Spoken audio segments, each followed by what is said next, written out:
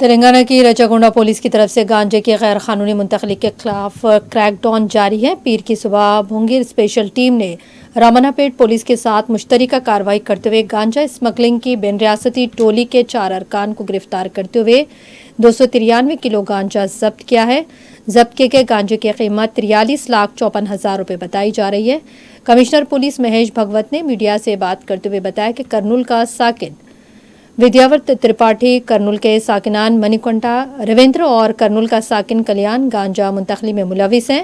مہیش بھگوت نے بتایا کہ اڑیسہ کی سرحد سے تلنگانہ کو گانجا لایا جا رہا تھا۔ مصدقہ اطلاعات ملنے پر چوٹوپل ٹول پلازا کے پاس اس ٹولی کو پکڑنے کی کوشش کی گئی، تاہم وہ بچ کر رامنا پیٹ تک پہنچ گئے تھے، جہاں انہیں رامنا پیٹ کے تعاون سے گرفتار کر لیا گیا ہے۔ بتایا جا رہا ہے کہ 2000 میں گانجا خرید کر اسے 10,000 روپے فی کلو پر فروخت کیا جا رہا تھا۔ پولیس نے 2 گاڑیوں کے علاوہ 8,000 سے زائد روپے کی نقد رقم ضبط کی ہے۔ اس ٹولی کے مزید 2 ارکان سپلائی بچی بابو اور سریندر 2 مفرور بتائے جا رہے ہیں۔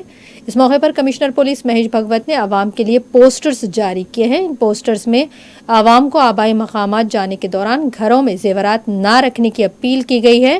واضح ہے کہ سنکرانتی کے موقع پر حیدرآباد سے کئی لوگ آبائی ریاستوں کو واپس جاتے ہیں اور اس دوران سارقوں کی طرف سے سرقے کی بھی وارداتیں انجام دی جاتی ہیں، اس لیے پولیس نے عوام کو محتاط رہنے کا مشورہ دیا ہے۔